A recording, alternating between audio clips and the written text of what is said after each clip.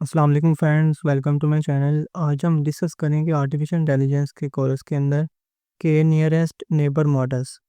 ये हमारे पास क्या होता है, हमारे पास ये सुपरवाइज्ड एल्गोरिथम के अंदर आता है जिसमें हम अपने डाटा को लेके उसकी क्लासिफिकेशन करते हैं या रिग्रेशन का यूज़ करते हैं। ठीक है, इसमें हमारे पास ये जो एल्गोरिथम है, इसमें हम नए डाटा पॉइंट को ना यूज़ करते हुए अपने उस डाटा के अंदर जो हमने कैलकुलेशंस की होती है ना, उसके हम करीबी पॉइंट्स को या नियरेस्ट पॉइंट की बेसिस पर हम इसको क्लासिफाई करते हैं। ठीक है, इसके हमारे पास कुछ कंपोनेंट्स हैं जिसमें हमारे पास आ जाता है के, आ जाता है के। हमारे पास एक वैल्यू होती है जो हमने नियरेस्ट वैल्यू से लेनी होती है। कितनी लेनी है वो हम अपनी मर्जी से ले सकते हैं, या हमें सवाल में गिवन हो सकता है। ठीक है, इसमें हमने क्या करना होता है कि हमारे पास जो नियरेस्ट वैल्यूज़ होती हैं ना, हम उसको कंसीडर करते हैं ताकि हम उसमें क्लासीफाई कर सकें कि हमारी जो चीज़ है वो किस कैटेगरी में है। फिर डिस्टेंस मैट्रिक होता है, इसमें हम इस स्लीडियन डिस्टेंस मेथड का ना फार्मूला होता है, उसको हम यूज़ करते हुए इसकी हम क्या करते हैं, क्लासिफिकेशन करते हैं। फिर हम इसमें वोटिंग करते हैं जिसमें हमारे पास आ जाती है क्लासिफिकेशन। अब हम हमारे पास जो के नंबर्स ऑफ होते हैं ना, नेबर्स जो नियरेस्ट नेबर्स होते हैं या स्मॉलेस्ट नेबर्स होते हैं, उसमें हम क्या करते हैं, वोटिंग करते हैं। जो चीज़ सबसे ज़्यादा होती है ना, हम उसको एज अ क्लासीफाई कर देते हैं कि ये इस कैटेगरी से बिलोंग करता है। रिग्रेशन की अगर बात करें तो अगर हम उस तमाम वैल्यूज़ का जो हमारे पास है, जो के नंबर्स ऑफ वैल्यूज़ आती हैं, स्मॉल वैल्यूज़, उसके हम अगर एवरेज निकाल लें तो उससे भी हमारे पास ये जो हमारे पास ये क्लासिफिकेशन या इसको हम कह सकते हैं प्रिडिक्शन है, वो हम कर सकते हैं। फिर लेज़ी लर्निंग होता है, क्योंकि ये जो होता है वो ट्रेनिंग फ़ेज़ के दौरान ही अपने आप को नहीं अच्छे से परफ़ॉर्म कर पाता। जब हमारे पास प्रिडिक्शन होती है ना, तब ये इसको अच्छे से परफ़ॉर्म करता है। इससे नेक्स्ट हमारे पास इसका फार्मूला है जिसमें हमारे पास डिस्टेंस निकालने का फार्मूला दिया गया।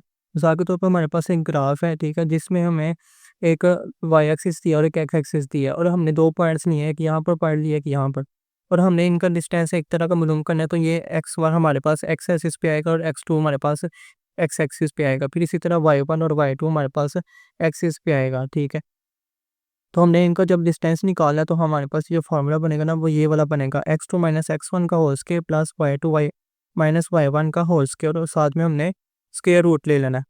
आप इसकी वैल्यू को आगे पीछे भी कर सकते हैं, तो इससे कोई फ़र्क नहीं पड़ेगा। अगर जवाब इसका माइनस में भी आएगा ना, तो स्क्वायर लेने की वजह से वो पॉजिटिव हो जाएगा। ठीक है, इसमें आपने कन्फ्यूज़ नहीं होना। अब मैंने यहाँ पर नीचे एक एग्जांपल लिया जिसमें हमने एक फ्रूट को क्लासीफाई करना है, जिसमें हमारे पास फ्रूट्स की लिस्ट दी गई है, 5 फ्रूट्स हैं। उसका हमारे पास ग्राम में हमें वेट दिया गया और उसका कलर शेड दिया गया।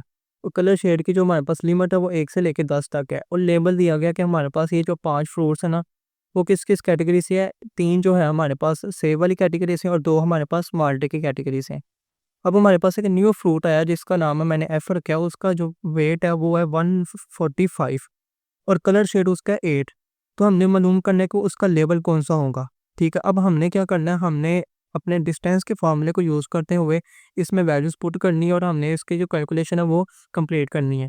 सबसे पहले हम ए फ्रूट को लेंगे जिसका हमारे पास एक वेट था और हमारे पास उसका शेड कलर था। ठीक है, अब मिसाल के तौर पर आप इसको ले लेते हो x1, ठीक है, और इसको ले लेते हो y1। फिर इसी तरह हमारे पास जो ये वाला फ्रूट का, तो हमारे पास ये हो जाएगा x2 माइनस x2 हो जाएगा ये वाला, और y2 हो जाएगा हमारे पास ये वाला। ठीक है, फिर हमने क्या करना है, इन x2 x1 की वैल्यूज़ को आप खुद से भी कंसीडर कर सकते हैं, इससे कोई इशू नहीं है, आपका जवाब बिल्कुल ठीक आएगा। आपने इसमें वैल्यूज़ पुट करनी है, और वैल्यूज़ पुट करने के बाद आपने इसका जो जवाब आएगा उसका एवरेज आंसर लिख देना। ठीक है, ये हमारे पास एक कैटेगरी का, एक सेब का, मतलब कि एक फ्रूट का निकल आया। फिर इसके आगे हमने बी के साथ भी ऐसे ही करना है। ये हमारे पास मिसाल के तौर पर ले लें x1 है और ये y1 है, और ये हमारे पास x2 है और ये y2 है। ठीक है, तो हमने इसमें वैल्यूज़ पुट करनी है अपने फार्मूले के अकॉर्डिंग, और इसमें हमने कैलकुलेट करके इसका जवाब निकाल लेना है। सारे फ्रूट्स का हमने ऐसे ले लेना जितने हमारे पास लिस्ट में होंगे ऐड।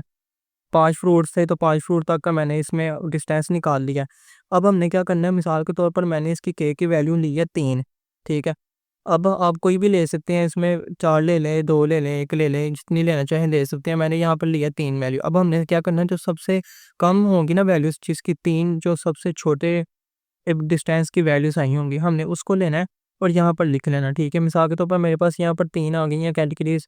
एक हमारे पास आई है ए वाली, एक सी वाली और एक टी वाली। आप ऊपर से देख भी सकते हैं कि इन तीनों की वैल्यूज़ जो है, जो वो सबसे छोटी हैं पाँचों के दरमियान में।